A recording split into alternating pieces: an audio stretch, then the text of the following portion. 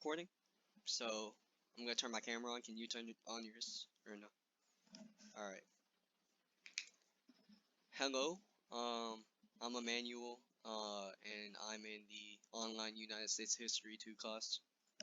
With Miss Brotherton. Um, this here is my friend Edwin. We watched the Becoming Michelle Obama documentary on Netflix that came out in 2020. Edwin is a fellow college student. And yeah, I asked him to watch the documentary as my friend, and he watched it. So we were gonna talk about some of the points. I took some on my phone. Some of the points that were really throughout the film they were there. Individuality, freedom, minorities' role in society, racism, and women's place in society. Were the five ones that we kind of agreed on that were like throughout the film. Um, this film or this documentary covers Michelle Obama throughout like her place and how she felt being in the White House and then life before and after the White House and just how she sees things. So I'd like to start this off with like the first point of individuality. Um, I think that, or rather, I think I agree like that. Michelle in her in her early years, or I think that she would agree that in her early years she didn't really know who she was because of um the conflicting like place she had in society. At home, she was seen as like accepted. She had people who were just like her, uh, that shared music and food and she there was a quote she said she had good vibes, good food, and good music at her home. And then at high school, um, she was kind of an outsider. Um, she talks about the white flight, which is something that uh like where white people, if they got news of black people moving into a neighborhood, they would immediately leave, like sell their house within a year or so. And so that neighborhood would be just ethnically black and segregated away from society. And it's not really like technically segregation because you know white people had a choice and black people had a choice to live there, kind of, but they still did move and basically alienated black people into living into those circumstances. I don't know if you had any opinions on that, Edwin. Hmm. Or just or like any of those, or just like how you think Michelle Obama felt whenever she was like basically alone, or almost like somewhat forced into a black only school scenario.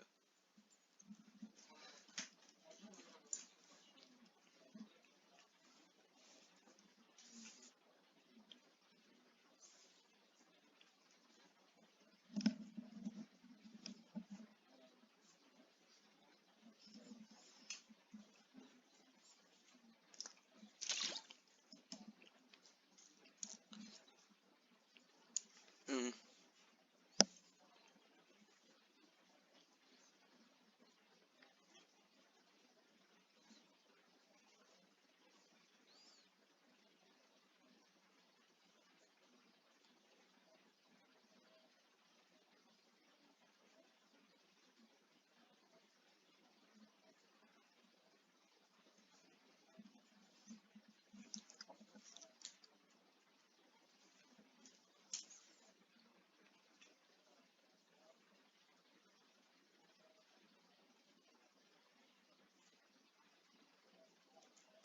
And but I do want to distinct like she as she said in the documentary, this was not a voluntary thing. The white flight was something that white people made a choice about. Michelle Obama and black people had no choice in that because it was almost like a fear mongering thing. Like if black people are coming to the neighborhood, then it's worse or less than. Um, but I definitely do get what you're saying like about if you're in a different class than your friends, not like class, but I'm talking about like middle class, lower class, upper class, right? You might have reservations of them coming to your house because it might not be as bougie or big or have all the amenities that like your friends might have there. You know, I, I've definitely been to friends' houses where um they've just had more, and you know it can make you feel less than. Um, and another thing that she was talking about in individuality. I'm just looking at my notes, by the way. She was talking to a group of teenagers, like teenage black women, and they asked her, "How do you see yourself as less than a statistic to other colleges or other places of work?" And Michelle Obama's response to that, basically like the general gist was, you have to see yourself as less of a statistic and not let other organizations or entities define you, right?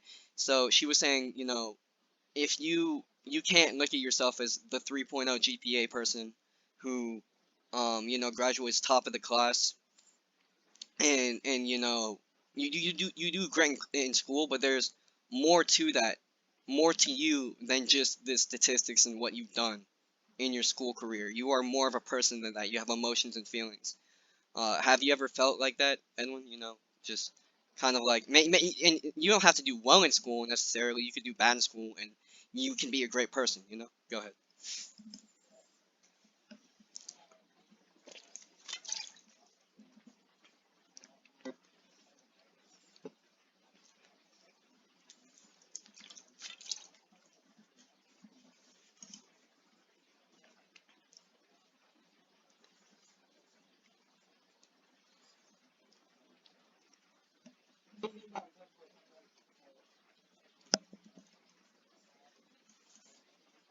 Hmm.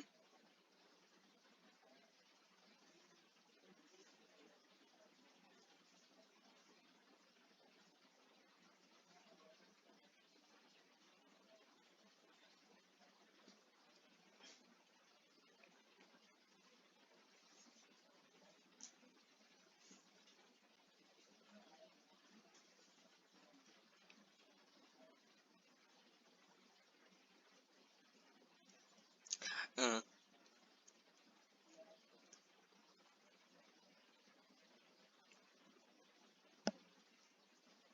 like, yeah, that there are other things you're good at. Maybe if you're not seen as like a school person, you know, the person with the perfect grades, stuff like that.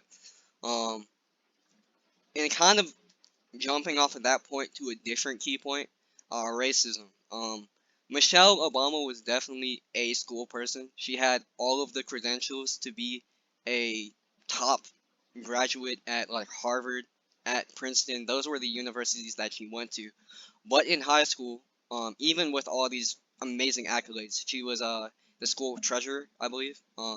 With all these amazing accolades, which to be a school treasurer you had to have dang near 4.0 GPA. You have to have, you know, be on top of your school stuff to be, you know, in that role at a school.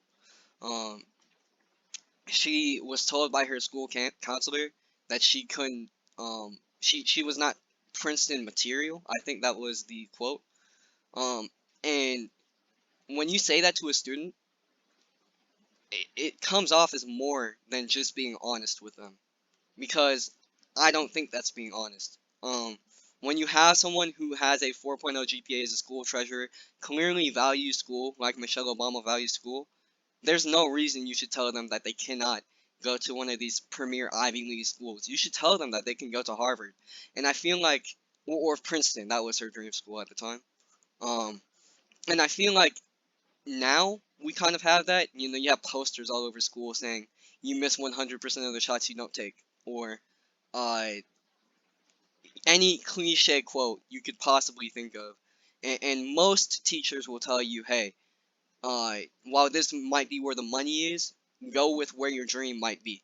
Um, but clearly, in this specific circumstance, there was something more at play there, right? Because when you look at a person's resume who is as accomplished as Michelle Obama, there should be no reason you shouldn't be telling them that.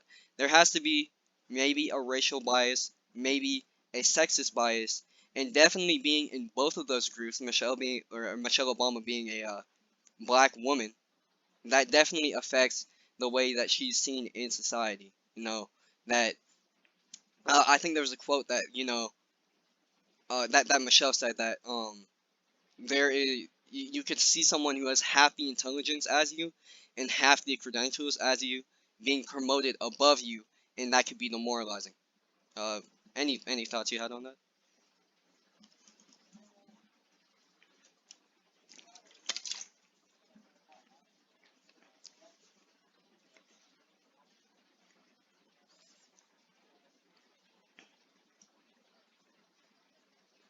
Yeah.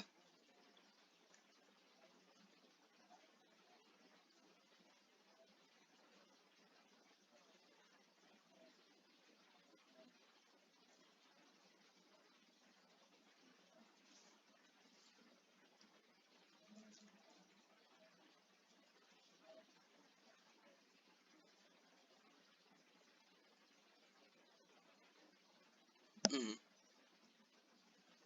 And you can, man. I believe in you. But also under the racism point, she was talking a personal story about her grandfather trying to find it. A scenario where her grandfather Dandy, basically she was saying that he was smarter than her and could go into possibly any profession he wanted to.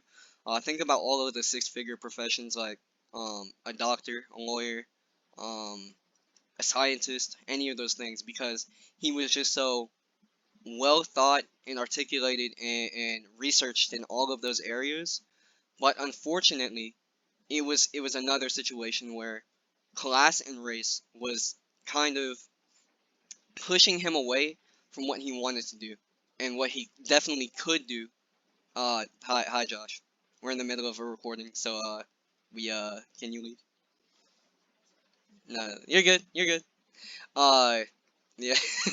Sorry, teacher. That was Josh. That was Joshua. Love him. But yeah, her grandfather. He was in a situation where he had all of these different things that were going for him, but no one would take a chance on him because he was a lower class black man. And back in those times, maybe not now, maybe even a little bit now, depending on what your opinion is about that. Um, uh, Employers or even colleges would not even take a chance on a person who was like that. And that's something I hope we deviate away from as time goes on. I think we are deviating away from that as time goes on, but it's still something that just you look back on and then look at the place that Michelle Obama is in now. There's no way that the general person would have seen in the 50s, seeing what was going on in the 50s to now present in the 2020s, what's going on now, and not seeing just the greatness in that, seeing Michelle Obama as the first minority, first minority first lady. Um, and I just think that's great. Um, I now like to go over to woman's place in society, which kind of correlates with individuality. I gotta get some water.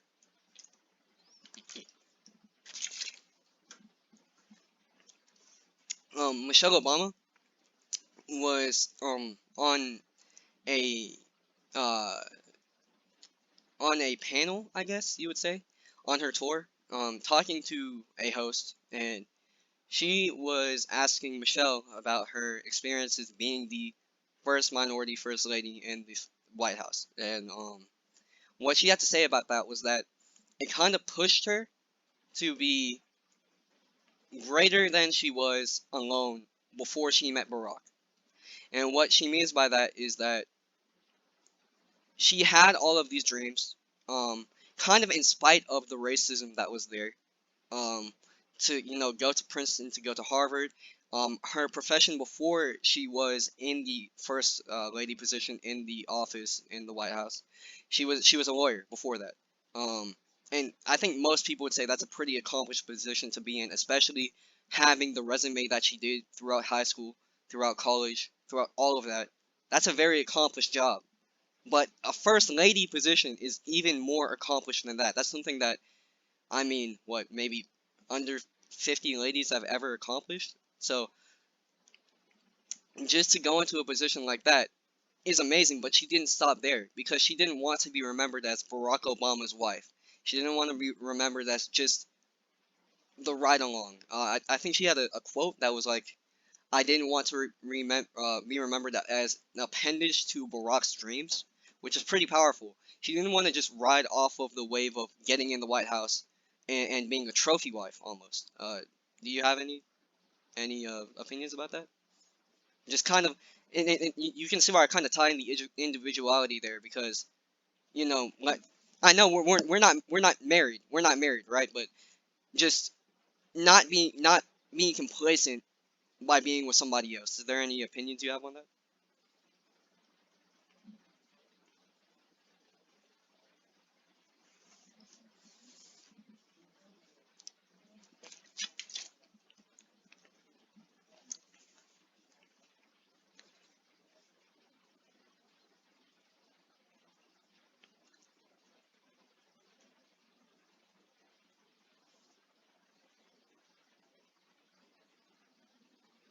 Hmm.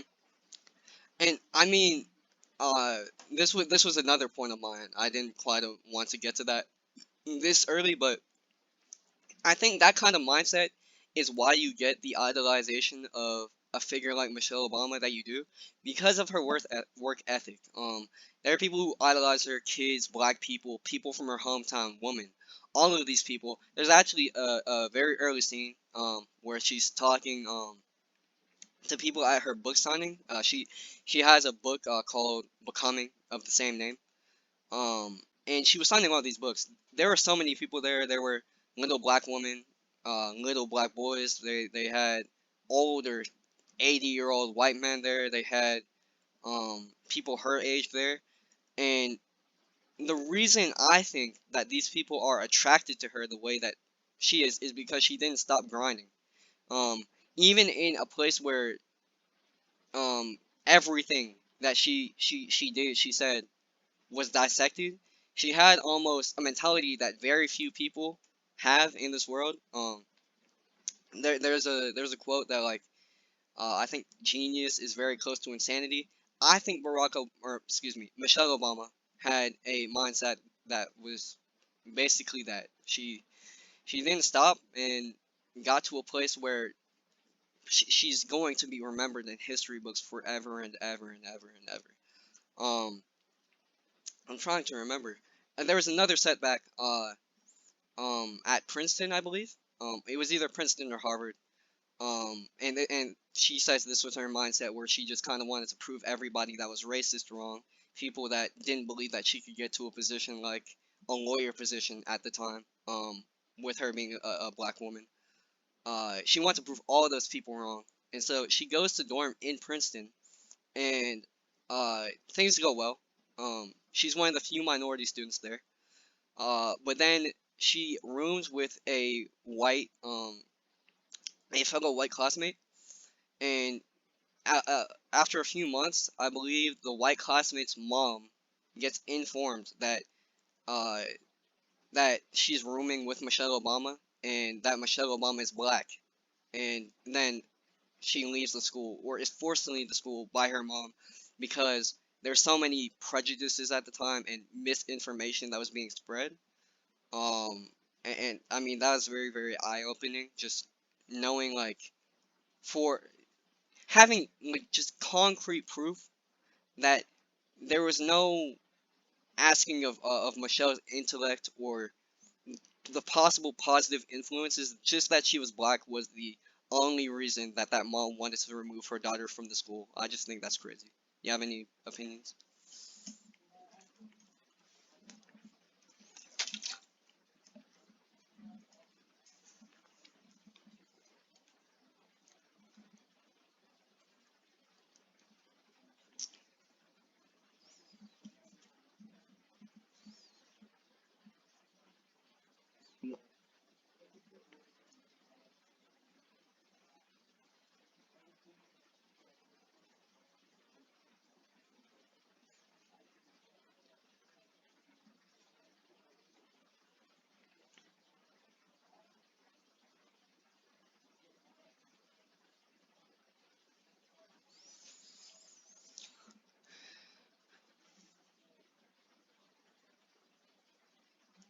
Yeah, trying to define her. Mm.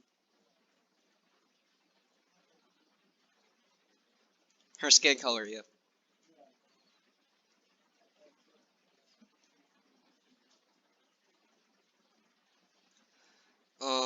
I would like to move over to. Excuse me while I look at my notes. Um, Freedom. Alright, so after Michelle Obama's term, I guess in well, yeah, term is the actual word for the term. It's the term. Uh, her term in office, which was 8 years, back to back 4 year terms. She described it being a very freeing experience. Um, but it was still a shock. There was a point in the film where she said that she sobbed in the plane for about 30 minutes after being kind of like lowering the shock of not being in the White House and in the office and having to do day-to-day life things, which is a very, very, very different life from regular people. Of being the president's wife, being the first lady. Um, and to kind of decompress from that, she went on tour, 34 different tour dates, talking about how life was after presidency. And she wrote a book, um, again called the same thing as the documentary Becoming. Um, but when she went around in after shows, I guess, talking to younger black ladies. This was again from the same um meeting where she talked with teenage teenage black women. She talked about, or one of the teenage black women asked, "How is life after presidency or being the president's first lady?" And she was saying, "I'm basically doing what y'all are doing. Being the first lady is not easy, but I'm glad to have that weight off my shoulders." And this is the one pushback I would have after watching the documentary. I don't think being the first lady and then leaving the office and now being the former first lady, I don't think you're going to have the same life that everybody does after office. Did you have any thoughts about that?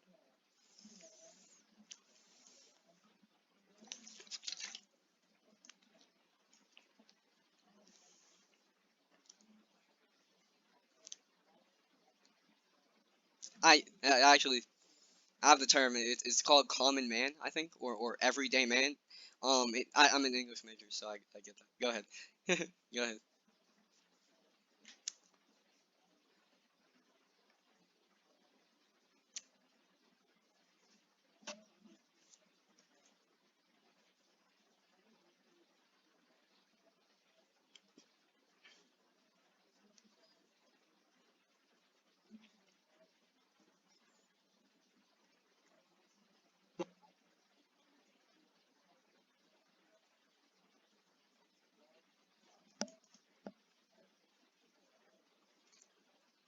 And yeah. Go ahead.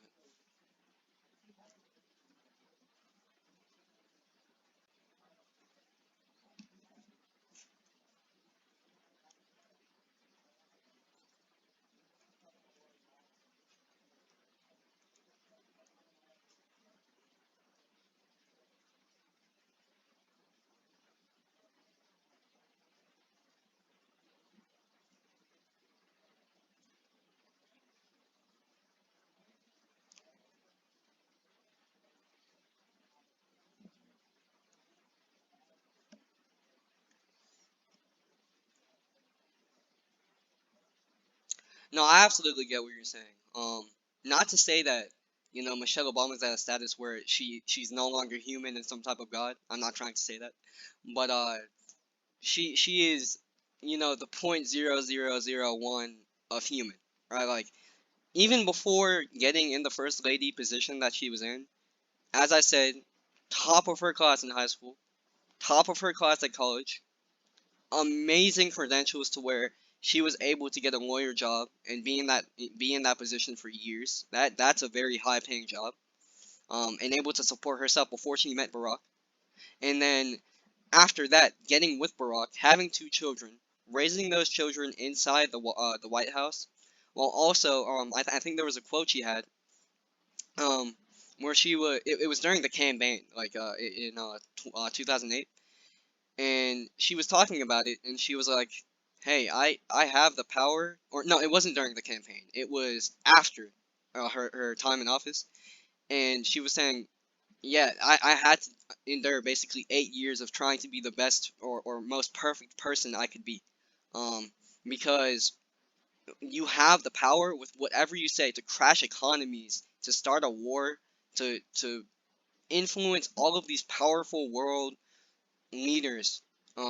Whether it's not just the United States, by the way, just whether other continents listen to what you say, internalize that, and you have to be professional, or else you could be very irresponsible. There's another quote where she said, um, "When they go low, we go high," and that was before the I think that was either while she was in office. No, I think that was a Barack quote. But it was either when she was in office or before she got in office. And the reason that is because they were getting so many personal attacks. The presidential spot and the first lady spot and the children's spot in the White House is always going to be misconstrued. It's always going to be scrutinized. It's always going to have a level of personal attack that comes with it. We see that happen with every single president. It's not exclusive to the Obamas.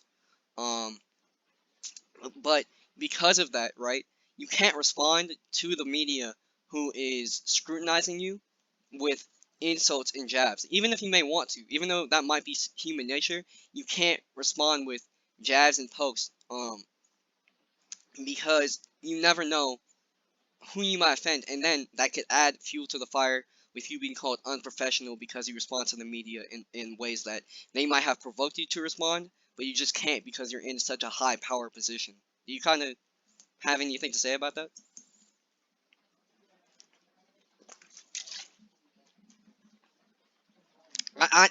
Yeah, I know you can't relate to that, but just thinking about that would annoy me every single day because, I mean, if I say something on the internet or in person in class, I'm not getting looked at like, oh my god, he's Emmanuel Stewart.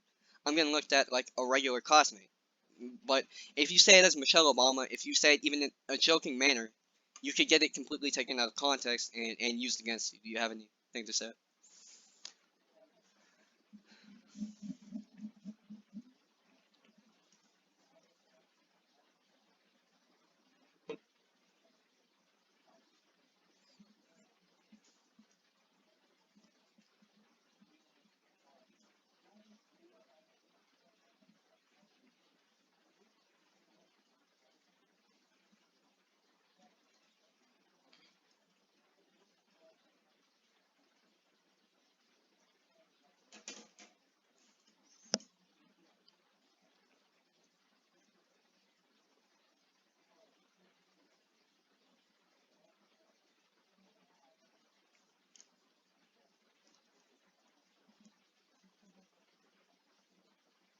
Yeah. Even if it has a former to it, you still were the first lady for 8 years. So I don't know if you had anything you want to add at the end there, but no. Okay. Um, and this doesn't really go under any of the 5 points I said, but she actually had a what I think was one of the greatest quotes about affirmative action. And this is completely opinionated to me and her, but affirmative action, if you don't know, is basically like being accepted to a school. For the purpose of diversifying the school. So, let's say a school was predominantly white. They might admit a few black or Hispanic or Indian, whatever the race is, um, over other white, similarly graded students, just to diversify the school and just need to more, yeah, diversify.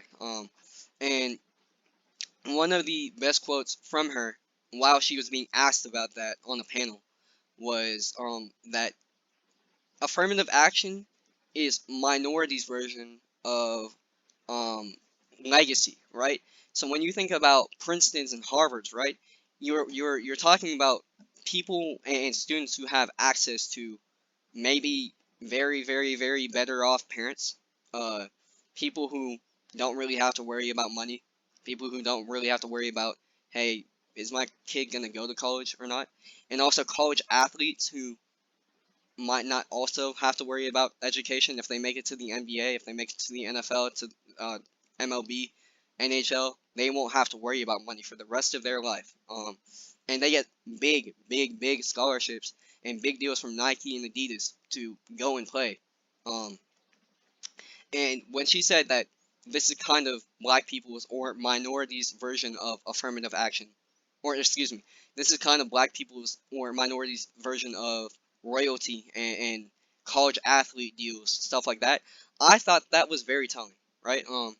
Before that, she talked about um, very like um, noticeable. I don't know if that's the word, but high profile examples of uh, lower class black men or and women, excuse me, getting their lives cut short because of their surroundings and how they were treated. Trayvon Martin um, was one of the names that she talked about. Tamir Rice, Sandra Bland. These were all examples of lower class black men and women. And by the way, these are not lower class because this is all economics. This is not lower class because they are black, but because of their economic opportunity. And I think that that does kind of give a justification for affirmative action. Giving these lower class black people or minorities chances to go to higher education because they're seen for their educational qualities and not just for their skin color qualities. Do you have anything to say about that, Edwin?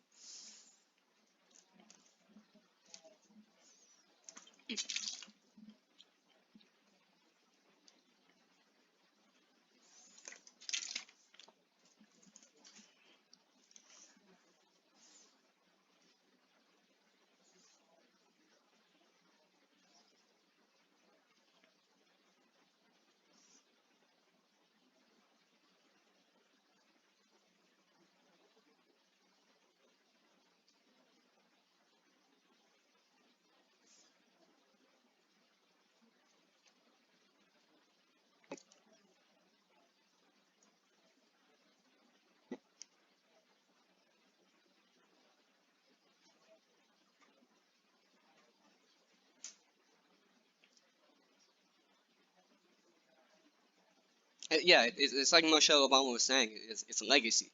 It's not necessarily the most hardworking people, or and not to discredit them entirely, right? This is generational.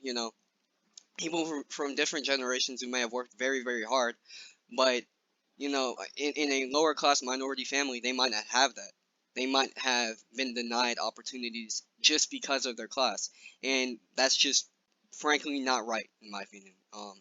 And I think affirmative action kind of serves as a way to somewhat, not completely, but somewhat fix the problem. So that was about all me and Edwin had to say about the Becoming um, documentary on Netflix. And um, I hope you're having a good day, Miss Brotherton. Um, nice to talk to you.